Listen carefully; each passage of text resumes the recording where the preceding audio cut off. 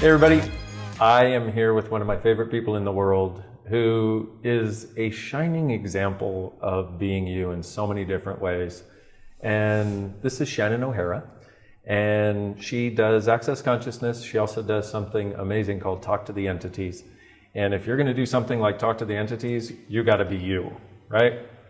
It's funny. I figured out it was weird after I became successful with Talk to the Entities. Good thing. It's actually not true. Before I started too, I didn't want to be, a freak. I didn't want to be seen as actually a freak. That was my biggest issue, that if I was me, if I admitted that I could hear spirits, that I would be judged and persecuted as a freak. And that was like, I had to make a really big choice. Am I willing to be me, even though I feel that I'm going to be rejected by the world if I be me? Fortunately, being me won. Fortunately, being me always wins. I love that. That should be our slogan. Being you always wins. I think we've got a new, we're just going to cut that out right there. And it's true, too. True story. So this, I love it. But you said, fortunately, being me won, which is an acknowledgement of that struggle that so many people have. Am I going to fit in, or am I going to be me? I mean, that essentially, and that's the weird part is when you're being you, it's not about fitting in, it's about going wherever that leads you. And isn't it, I mean, how many of you guys know this conflict where, if you choose for what you'd like to choose, or you be you know that you're going to be judged. You know that you're going to take some heavy hits on that path. And it's sort of like, it sucks that that's true, and you can do it. Being you always wins. Being you ultimately always wins, but there is that real choice and challenge. What was that for you? Can I tell you? Wait, can I tell? Oh, tell. Okay, so I've known Dain for a really long time. And at what we both we met in Santa Barbara, California, where we were both there. And I was dying there. You were living. I was growing up. It was good. And so met Dain, got into showed Dain some access, but you were doing network chiropractic. You knew you were interested in something different. You were on your path doing your thing. Anyways, fast forward. We go to this psychic fair to do booths. I was doing an access booth with bars, and you were doing I don't even know what you were doing. What you do? Yeah, I was doing what I do. I was letting my freak flag fly. So this was this psychic fair that's at some school gymnasium, and you've got all the crystal vendors over there and the psychics over there. Dain gets front and center on the stage, and you had been given the advice by Gary Douglas to. What is it? Be outrageous. Yeah, be outrageous. And it's one thing to say it and to take the advice, but then to really be it. And I'm Dain, and I don't know if any of you guys have seen, hopefully during Being You Day, we'll get to see some of the ESP, SOP stuff that Dain does, which he does not look normal when he's doing it. I'm going to say that. But you've never let that stop you. So Dain is literally up on the stage in this gymnasium. Everyone's trying to sell their crystals and do their psychic reading. And Dain's up on the stage, whirling the wizardry energy. And I remember being down, not on the stage, looking at Dain being holy shit, how are you doing that? How are you being that different, that exposed, that willing to be that outrageous? That's the first time I really saw your courage of being you and not letting people's judgments stop you from accessing the magic that you have available. Wow. And what's funny is I had totally forgotten about that until you bring it up right now. And I remember that. And I remember also being terrified and excited. Right. Terrified because of, what are we terrified about? All the judgments. Being judged and just being different. What all that? Being judged, being different, I think really we're terrified of being free. We're terrified of not having somebody else be able to put us in a box. Wow. And I was terrified of that. And we say we're terrified of the judgments, which we think we are. I think we're really terrified of not giving a fuck about people's judgments. Because then who would we be? Where would we be? Where would we go? And you bringing that up reminds me of that. And I was terrified, terrified and excited all at the same time. I love that, terrified. Totally. That was it, man. But like you said, being always wins when you choose it. But it's also a choice that we have. And I remember choosing it. And he said, be outrageous. And I went, fine. I'd been given permission to be outrageous for perhaps one of the first times in my life. And I was like, let's see where this leads. Well, being outrageous is definitely something like I've seen really work for you. That it really works for you. Like you do outrageous like really well. Like Dain, you make outrageous look really good. That's awesome. Thanks. And I know this is like a conversation about being you, and being outrageous you being you doesn't mean you're always going to be outrageous. That's not the connection I'm trying to make here at all. And I think the being outrageous thing is in the context of making an impression on people and really showing up in the world, which is something you've been really committed to and interested in. True. And being outrageous also is not at all what people think it is, you know? They think it's the overt expression, but in actuality, it's a space of being you're willing to be. And what you allow to go through your head that you wouldn't otherwise allow, you know, and be part of your space. Well, and speaking of outrageous and people who function outrageously, what is that for you? Like, I see you... That's such a good question. When I am constantly questioning every single point of view that I have, and I'm constantly questioning, like, if anybody, even when my GPS tells me what to do, like, take a right here, and I'm like... That's my girl. I don't even believe my GPS. You know, it's like, so I'm constantly questioning. I never believe or buy what anybody says, ever, including myself. And I think that's actually the most outrageous thing about me, is that it's almost impossible to tell me what to do or to get me to believe or buy anything without me really deeply questioning my own awareness. I think that's the most outrageous thing about me. Well, I like that you said including myself. Meaning even your own points of view are up to be questioned. Oh my God, totally. And maybe, you know, truly being us is especially our own points of view are up to be questioned, because unless you're willing to question what you think are your points of view, you don't find out what is your real point of view. Can I give an example of questioning our own points of view? So last night, there was a party here at this house where we were doing the filming. There was that Access staff party. And my husband was here, and we left the party. And we were waiting for our Uber out front, and he gave me like a really great kiss out in the driveway. And the Uber driver? Questioning what's true for me.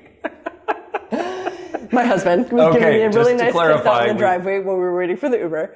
And I noticed that after, like, in the end of the kiss, I was angry. And I noticed it, and instead of judging myself and making myself wrong, I shouldn't be angry, I should be whatever, all these things I should be, I went, okay, I noticed I'm angry, and then we just got in the car and drove home. Went to bed, woke up this morning, and I mentioned to my husband, I was like, so I had this thing come up last night. You know, I was angry, and I'm like wondering who I'm being, or is this me, or what am I aware of? So it's even these feelings or emotions and things that so many of us consider normal behavior. I mean, we live in a world where anger is considered a normal behavior, which I would like to question. That you point and of me view. both. So it's really questioning, like, when everything comes up, like when I'm angry, when I'm confused, when I'm judgy, when there's any kind of like not ease, joy, and glory, I'm often questioning, like, who am I being? Is this someone else's? So always being in the question, I would say, is the most outrageous choice that I make. Well, I love that about you. And, you know, you pointing that out is like, it's one of those where it's like, so let's say you had not been in the question. Because what most people do is, I'm angry, and then they look for a reason and justification for why I am angry. Right. Not, oh, anger was flying through the air and it slapped me in the face while I was making out with my hubby. You know what I mean? It's like, so what you do is you short circuit the potential black hole that you could create by staying as a question. And I knew that anger wasn't being me. I know that when I'm an angry bitch, ladies, I know that that's not me. I know it isn't really me. So I have to question it. Anger. Okay. And this anger thing, I think, can segue into like a much larger conversation, which isn't really my intention, but because we have such amazing tools for dealing with so many amazing things. Yeah. And being in the question constantly, let's face it, that's different. Truly. Very different. But that's also an element of being, because part of this thing about being is, you know, we've probably said that word way too many times today already. Being you! But part of it is like, okay, bringing back being! bringing being Restoration back. of being! Boom, we're done. That's it. But part of the thing about being is, what would an infinite being choose? Like a being that was being, what would that being be? So that's a great question. What would an infinite being choose? That's one of the questions that I've used over the years to find me. Yeah. In the face of all of the stuff that life can throw at you. Yeah, well, you grew up knowing, like, you were exposed to this capacity at what, 8? Somewhere really 12, young. I'd say 12. Okay. So here you are, 12 years old, realizing that you can see spirits and talk to them and they talk to you. Yeah. And like, so give me a sense of, because I think, so this is such a great example of something that is out there, quote unquote, from most people's realities. Right.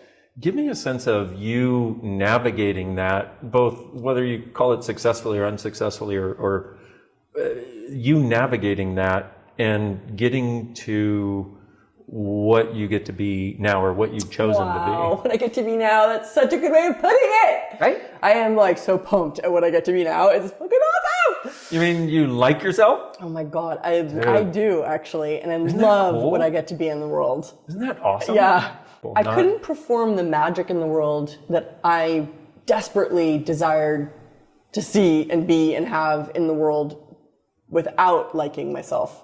Because like the more I judged myself, the less I had access to all these energies. Just want to underline, exclamation point that, highlight that. The more I judged myself, the less I had access to all of these energies and all the magic. Because when you judge you do this. And we still haven't heard the answer to the original question, but for me, it's like one of the things I wanted this day to be about was us actually embracing and expressing our magic. Okay, cool. Because that's really what, for me, that's what being you is actually about. Yeah. But I call it being you because maybe people would be more interested. You know what I mean? It's like, but that's what it is. And the thing that's so relevant about being you is that each and every one of us, well, this is my point of view of it. I'm actually would be interested in your take on it. Each and every one of us is actually required for the whole. So if you won't be you, it becomes this absence of a component that's required to make everything work. And only you can be you. And that's why it's so essential for each and every one of us to be us at all odds, no matter how happy, scary it is, you know. Terrified. Terrified. I like scary too. You know? It's scary. That makes scared. What is that? It's I'm scary. scared. I'm scared right now. Don't you see? I'm scared. It's kind of like if your bones, right? It's kind of like, you know, you're trying to build your bones. You're a growing young kid, you know, trying to build your bones. And calcium is like, yeah. I'm so not going to be calcium. Calcium's like, I don't really like myself. I can't be part of this because my mom told me I was wrong. And exactly, right? And we are all part of the whole. This is the thing that, but here's the thing about being also is that when you have access to your being, you acknowledge that freely and it empowers. It becomes a gift. Access to your being is such a huge key. And rather than needing to pretend that you're not part of the whole, when you're willing to be you, that fact that you are part of the whole becomes something that props you up, that elevates you. It makes it a lot easier to be you, Yeah. I want to go, let's go back to that thing about entities, but also I have a question about access to your being, if I could ask it afterwards. Sure. Or before, wherever you want. Remember. So I grew up hearing and talking to ghosts, which as a kid, it's like that was just what the world was. And then when I got to be a teenager, I didn't really cognitively get that it was different, but I got it was different. I was like, so I shut the door for a lot of my teens, which was really unhealthy for me because I have so much connection to the spirit world that if I suppress it, repress it, try to shut it out, it like distorts into all sorts of depression. See what you did there? Yeah. But I also had access to access consciousness because Gary Douglas, who's the founder, is my father. And so he basically tricked me. And when I was suicidal in my late teens he like tricked me kind of like into getting my bars run and using some of the tools. And I started noticing like I didn't want to kill myself anymore. And I was like, I feel better. I wonder what's going on here. I was like, I started noticing that every time that I used the tools, I was happier. And so I kept choosing more access and kept choosing more access. And then what access does is it gives you more access to you. And so one day, I would have been 20, 21. I was in my apartment in Southern California, and it was like literally someone's flipped on the light switch. There were so many entities in my like tiny little living room. I literally couldn't see the other side of the room, and I knew it was ghosts, and I ex-scaried right out of there. I ex-terrified myself. Smoke trail leading right to out the of building. there. And I called my dad. I was like, there's ghosts, I don't know what to do, drama. And he's like, that's great, hun. And he was being really positive, and I was like, I don't want to be a freak. I don't want to be a freak. I don't want to be a freak. And so I shut the door. I refused. And the entities left, but they didn't really leave. I just went unconscious to them. And then 3 months later, I was out at my dad's house complaining because my life was not going well. I was tired all the time. I wasn't happy. I couldn't find my direction. I just couldn't everything wasn't really working. And I was complaining, and he says, well, what did you refuse to do? I refused to talk to the entities. And it was in that moment that I got that my awareness of the spirit world was such a quintessential aspect of my being that shutting it out was essentially like cutting off my arms and my legs and then wondering why I couldn't walk. Right. So I was like, okay, I'm scared of this, excited/scared of this, but whatever this is, I'll see. I'll take a gamble because right now I'm in so much pain, I've got to do something different. So I chose to talk to the entities. And then I started opening my mouth about this, what I was aware of the spirit world, and I started facilitating. So as you're doing that, goodness, I kind of wish we had a whole day just to, Oh, we do. It's called Being You Day. You should try it. It's awesome because being you always wins. No, I'm just kidding. We're not kidding. We're not actually kidding. But so you talked about because there's so many people out there that have cut off fundamental parts of their being because it wasn't acceptable to other people. Right. Because they couldn't see how they were going to do it or make money at it. They were judged for it. They judged for being too much, all these things, right? And you described this energy of it literally compressing your life to the point where you were getting suicidal, etc. From not being open to it, yeah. Yeah. And so as you're talking about this, as you started opening up to it and being willing to actually give voice to it, there's this sense of things starting to go like this. Mm-hmm. Is that how you would describe it? And so for somebody watching who's like, how do I do that? Right. Do you have any... you have to have more courage than your hesitations. Because I remember doing these sessions for people when I was very young and just thinking the entire time, I'm fucking crazy. This person's crazy. Why are they talking to me? Why are they paying me? But at the same time as hesitating and judging myself completely about it, I made myself do it. Right. And I think that's really the difference.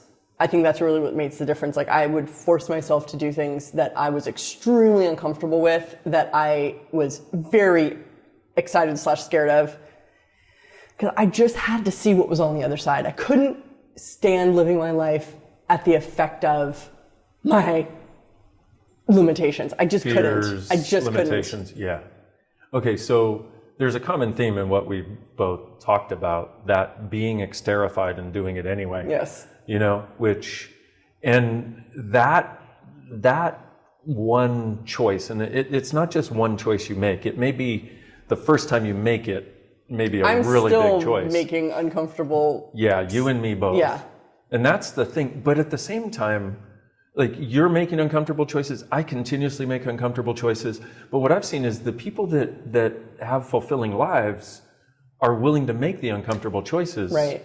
Over and over and over and over, because you make one choice, it'll change things, and then you'll be in a whole new situation that you can get greater from by making yet another uncomfortable choice. But following your knowing along the way, not just making choices that are uncomfortable so that you can feel bad about yourself. Yeah, it's not the thing about doing something that scares you every day. That's not what we actually mean, because a lot of the choices that we've both made for greater have not been terrifying. They've actually been exciting and nurturing and attractive and easy too. Like that does happen too. It's not always difficult. In fact, I would say it gets to the point where even making an terrifying choice, it becomes way more exciting than terrifying. I do feel, but you got to get there. I don't know if this helps. I don't know if this helps, but from what now I can deal with very difficult, challenging things almost all on my own because I have enough practice at trusting my knowing, making the choice, and having it work better than I could have imagined that I know how this works now. Yeah. Like I don't hesitate. I know where to put my foot and then to let the door open. So it does get easier in a way. I personally, I would say it gets a lot easier. And at least from my experience, because I used to be terrified of choosing. Really? Because I didn't want to choose wrong. Oh, right. I didn't want to choose wrong. And I always knew that if I was choosing, it was going to be wrong. Wow. Because no matter what I chose when I was a kid, I was wrong from everybody else's point of view. Right. And, and a lot of people have grown up with that, so they're afraid of choosing. So, like Shannon said, practice. Just practice choosing. And practice choosing. And practice choosing. And do it from practice. Like, hey, I may screw this one up, but I'm going to practice. At least I'll get more practice choosing. And you will screw it up. Like, that's 100% you will mess up. And every time I've messed up, it's gotten me a step closer to being more of me and greater. Every time. Every time. And I'm with you on that. Every single time. And also, I love what Brené Brown says. She's one of the peeps I like to, listen to because she says some brilliant stuff. And she says, it's not a question of whether you're going to fail. You are going to fail. Yeah. You are going to fail. We all are. Yeah. And if you're not okay with that, well, get okay with it because it's going to happen.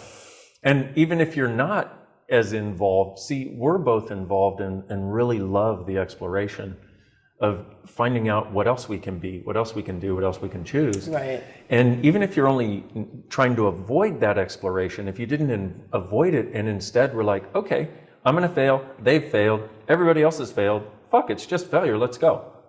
I think I'm going to make that a meme. Fuck, it's just failure, let's go. Yeah. So as you navigated this and you started choosing, this is one of the other things is you see somebody 20 years after going on that journey and you're like... that's true. This isn't something this is literally 21 years of really steadfast commitment to trusting me, which I would say eventuated into being me. I didn't know I was being me in the beginning. Like that wasn't actually that wasn't really my criteria for choosing. I was more like, I gotta trust my knowing. So it was me about really like cultivating knowing, which then I discovered was me being me. Right. That. And when you're being you, you do just have a sense of knowing. You have a sense of whether to zig or zag because it's like this is light or, oh, that's not so light. But that also is practice. Because you got to realize we've grown up in a world that is basically, if you look at the world right now, it's virtually devoid of people being them. Yeah. But we get so inspired when we see those rare individuals that are, which of course is what today's about. Yay! Giving people as much exposure to those people who are just being them in a particular way and, inspiring us to know that we all have the choice. God, and how liberating it was for me to realize I could just be me. Like, I didn't have to be like you. I didn't have to be like somebody else. Like, in fact, I can't. Exactly. And as soon as I realized that, I remember I was doing this radio interview that Max, my husband, organized in Australia years ago. And actually it was for a Talk to Entities class. It was like the local public radio and I was advertising a class and she was asking me questions. And at the end, she asked me, what famous person, if you could be any famous person throughout history and in the world, who would you be? And I really thought about it and I was like, nobody, I would just be me. She said nobody had ever responded with that. I've never ever wanted to be anybody else, awesome. Ever. Wow. Because I think there are a lot of people out there who have wanted to be other people as a way of avoiding or getting out of a pain, a problem, a suffering, an inability, an incapacity. But and I would say, like, look, if there's somebody out there that you admire for something, recognize that you admire that in them because you have it within you also. Otherwise, you wouldn't even notice it. And you sure as hell wouldn't admire it. And one of the things I tell people to do is write down the list of between 5 and 10 people that you admire and why. I love that. And then look at what they have that you admire and acknowledge, if I admire it in them, it must be in me also. And what's it going to take for me to see more of that in myself and be more of that? Wow, that's really cool. I also like that exercise because I hope that if you do it, you really get to look at the person that you admire too, because we can do a lot of positive judgment. Like I was thinking on my list, Nelson Mandela would be on my list, but I was like, I don't really know him. I've not even read his book. I should probably read his book. That's like, so I need to educate myself more. Yeah. But also but here's the thing is if you see something, even if it's your projection about them. Okay. And like, okay, here's somebody who's willing to make the tough choices, who lives from the power of his convictions, as far as we know. Yeah. You know, like these different things. It's like, okay, well then maybe somebody who admires him, which I do also, has that way more than they've been acknowledging. And I've seen that as one of the ways of getting to what's true for us, because this whole idea of the exploration, the discovery, the celebration of being us is like, how do we get there? You know what I mean? And so there are so many clues how do we get that can there? help. Yeah. When you said a few minutes ago, you said, you're saying it in context, which I can't remember the context, but you said access to their being. How do people lose access to their being? By being born on this planet to people. That's what I've seen. And then what have you found gives people greater access to their being? So many things. You know, my overall answer would be choice. And continuously choosing, even if it's wrong. Because in that journey, you course correct naturally to more of what's true for you. I love that, yeah. And most people are sitting back here not willing to choose, like I was before. Right. And also for me, when I started Access, I was like, okay, I'm just going to choose things. You know, and I tell people now, I'm like, I have screwed up way more things than most people have ever chosen. I'm going to testify. It's true, guys. He's not just saying that to make himself, you know, it's true. Dain has screwed up. And the thing that I have such respect for is that every screw up, and I love, you're so generous about it too, because you share so much of what you've messed up and how you got through it. And it's just been, I have such respect for that, like to really acknowledge like, yep, I messed up and this is where I had to choose from there. Thank you. And for me, I do that because I'm hoping to You've given me so much journey. more courage. You've given me so much courage in that way. Thank you. Thank you. And for those of you that don't know, Shannon ran my bars. And if you don't know what bars is, it's this really light touch thing where somebody puts their hands on your head for about an hour or so. She quite literally saved my life, because I was at a place where I had planned the date that I was going to end my life because I had done so many things to try to change it. And I have infinite and never-ending gratitude for you, my dear. And I thank you. And I thank you for being who you are. And I thank you for being in the space and the place where you were, where I could meet you and start this friggin' journey of being. Because that's why I wanted to die, because I didn't have access to my being and I gave up hope of ever finding it. Right. Without really knowing that that's why you were so bummed. Yeah, exactly. And here you come with your magic hands and access bars. And being always wins. Yeah, boom. Being always wins. Any last words you want to say to all these amazing people? Get into it, guys. If not you, then who? If not you, then who? Exactly. You gotta be you. Yep. And I want to make it really clear also, and I've said this several times throughout the day, even though a lot of us, you know, will bring up access consciousness and the tools, and that it's been this thing of, it's sort of like, I don't know, like octane booster for your car. It's like, it makes a journey a lot faster. Yeah. You know what I mean? But I don't care whether it's access or whatever. It's like, just choose, you know? I love that, yeah. And choose what makes you lighter. Choose what brings you joy. Choose what makes you happier. Choose what seems like it would be fun. And once again, be willing to fail.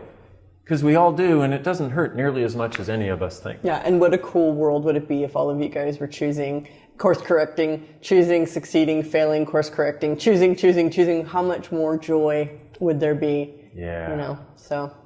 So, thank you, my dear. Thank you, Dain. Bye-bye.